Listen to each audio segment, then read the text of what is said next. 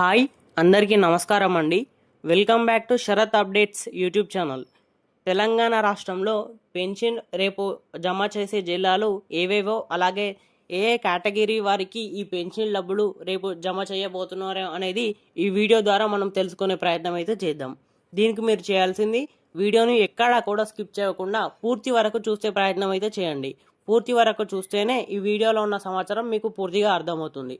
అలాగే ఈ వీడియోని ఖచ్చితంగా లైక్ చేయండి. లైక్ చేస్తే ఇలాంటి ఇన్ఫర్మేషన్ అందివ్వడానికి నాకు మోటివేట్గా ఉంటుంది.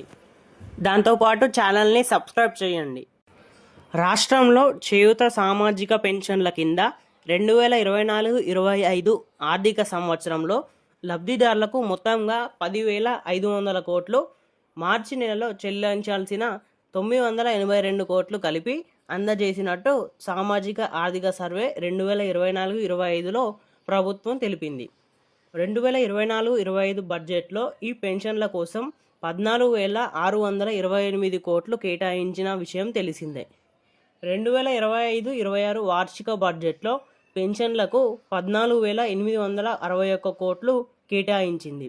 మొత్తంగా 11 కేటగిరీలో 42,51,341 మందికి పెన్షన్లు అందిస్తున్నారు. వీరిలో దివ్యాంగులకు నెలకు 4,016 చొప్పున, వృద్ధులకు, వితంతువులకు, ఇతర కేటగిరీల వారికి 2,016 చొప్పున ఇస్తున్నారు.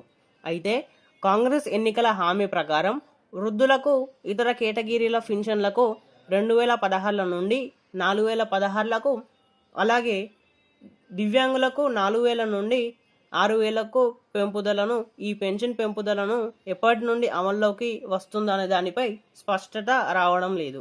ఈ హామీని అమలు చేయాలంటే ఏడాదికి 23,000 కోట్ల వరకు బడ్జెట్ పెరుగుతుండొచ్చని అధికారులు అంచనా వేయడం జరుగుతుంది. అప్పన్నులకు ఇచ్చే ఆశలలోనూ దుర్వినియోగం జరిగింది.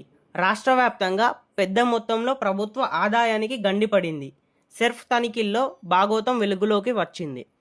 కొంతమంది ప్రభుత్వ ఉద్యోగులు, వారి కుటుంబీకులు రిటైర్మెంట్ పెన్షన్లతో పాటు అప్పన్నులకు, అభాగ్యులకు, వృద్ధులకు అందించే ఆసరా పెన్షన్లను అందుకున్నట్టు బయటపడింది.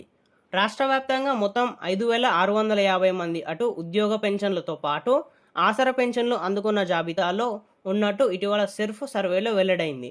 వీరిలో 3,824 మంది ఇప్పటికే చనిపోయినట్లు అధికారులు గుర్తించారు. మిగతా 826 మంది ఇప్పటికే 2 పెన్షన్లు అందుకున్నట్టు తేలింది. జూన్ నెలలో వీరికి ఆసరా పెన్షన్లు, ఆసరా నుండి చేయూత పెన్షన్కి మారుస్తున్న ఈ చేయూత పెన్షన్ని రద్దు చేయడం జరుగుతుందని ప్రభుత్వం భావిస్తుంది. ఒక ఉమ్మడి ఖమ్మం జిల్లాలోనే, అంటే ఖమ్మం, భద్రాద్రి కొత్తగూడెం జిల్లాలో 400 మంది అక్రమంగా డబుల్ పెన్షన్లు పొందుతున్నట్టు సమాచారం వచ్చింది. ఈ తెలంగాణ కొత్త పెన్షన్లు చేయూత పెన్షన్లు రేపటి నుంచి అమల్లోకి రానుంది. రేపటి నుండి అయితే ఈ చేయూత పెన్షన్ డబ్బులు అర్హుడైన లబ్ధిదారుల ఖాతాలో జమ చేయడం జరుగుతుంది.